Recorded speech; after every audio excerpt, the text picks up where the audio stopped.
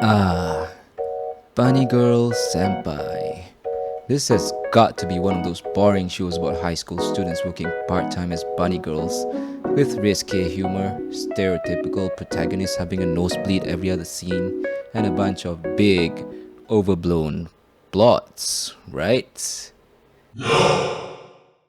One fine midnight, I was getting ready to hit the sack and I was browsing for shows on Netflix to play in the background while I peacefully get lulled to sleep. It's been a habit since my university days. That was when I came across an anime show titled Rascal Does Not Dream of Bunny Girl Senpai. Like, what kind of title is that, right? I had actually came across it before, but never had the smallest shred of interest to watch it simply because, and I'm ashamed to admit this, because I thought the title was ridiculous. These shows with ridiculous titles have always put me off even since I first started watching anime decades ago. But boy, was I really truly wrong about that impression once I started watching the show.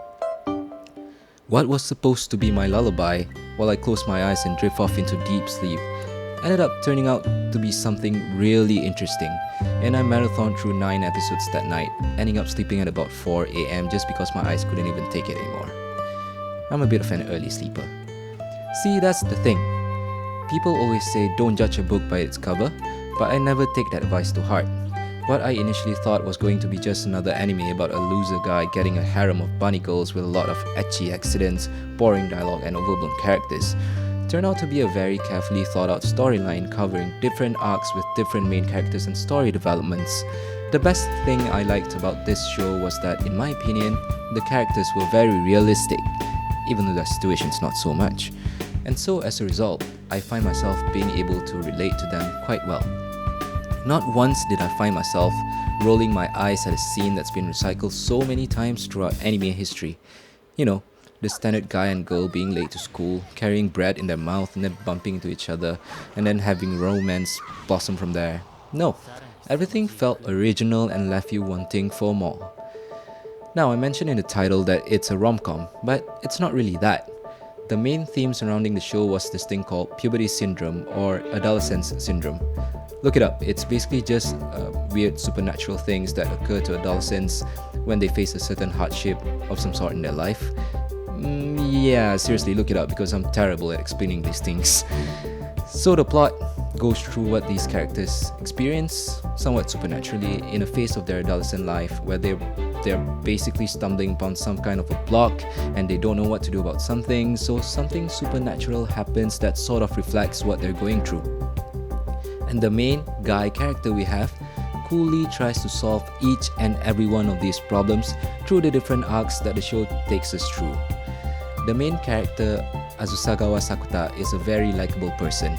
He is not your typical annoying rom-com protagonist, striking the jackpot with a harem of hot girls and then not being able to decide who to go for. Sakuta is very cool, calm, collected, and seems to always know just the right thing to say or do in a difficult situation. 喧嘩売ってんの？買ってるんだよ。そんなにイライラして生理か？死ねバカ！絶対死ね！僕は童貞だ！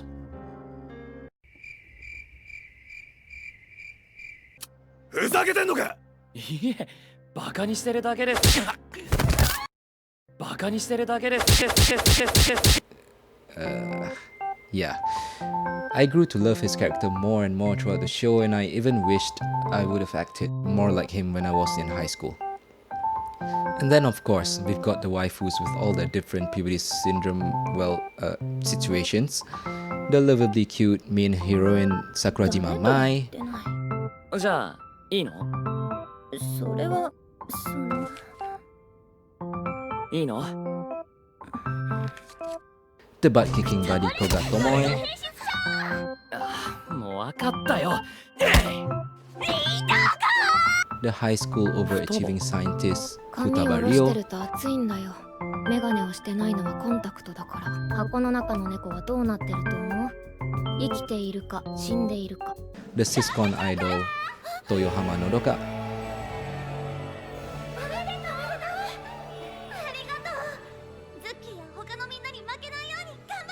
The Hikikomori sister Azusagawa Kaede.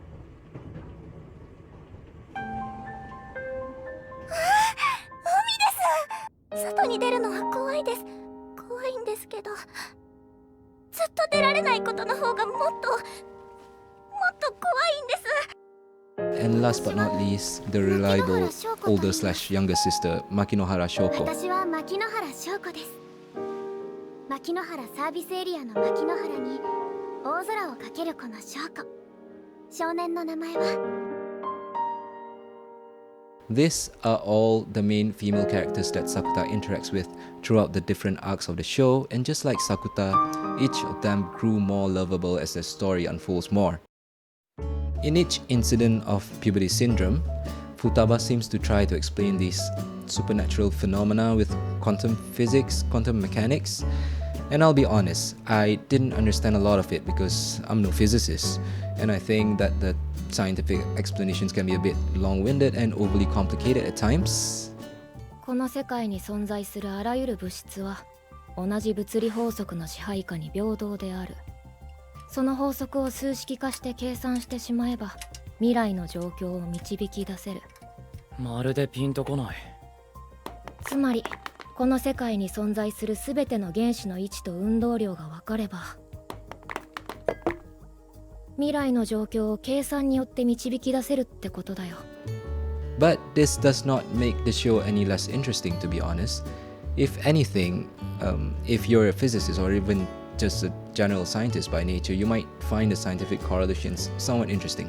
When the show ended, I was left somewhat flabbergasted because there was some unexplained mysteries about some characters and whatnot, but then I found out that the show basically has a sequel in the form of a movie titled Rascal Does Not Dream of a Dreaming Girl, and considering the length of the movie, it's basically like a 4-episode extension of the show.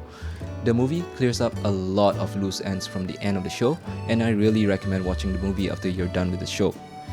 If even at the end of the movie you still feel like there should be more, well, from what I understand, there is still a possibility of a season 2, considering that the show and movie have not adapted all materials from its source, which is actually a light novel titled the same. However, there hasn't been any confirmation about another sequel at the time I'm making this video.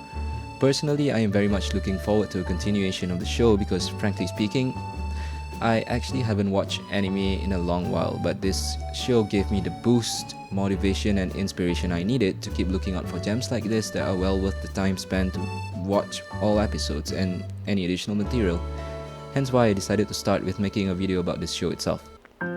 So here's hoping that they will eventually come out with a sequel to the movie because, well, after a few weeks having finished the show, I'm still not over it. I really want to watch more and know what other adventures and incidents await our main protagonist, Sakuta. If you enjoyed my review, please leave a like and subscribe to my channel, it would help out a lot, and I'll review more anime in a few days. In fact, if there's a specific one that you want me to review, do leave a comment or drop me a message and I'll try my best to catch up on the show and leave a review if it's worth it. Thanks for watching and see you in the next video. Bye bye!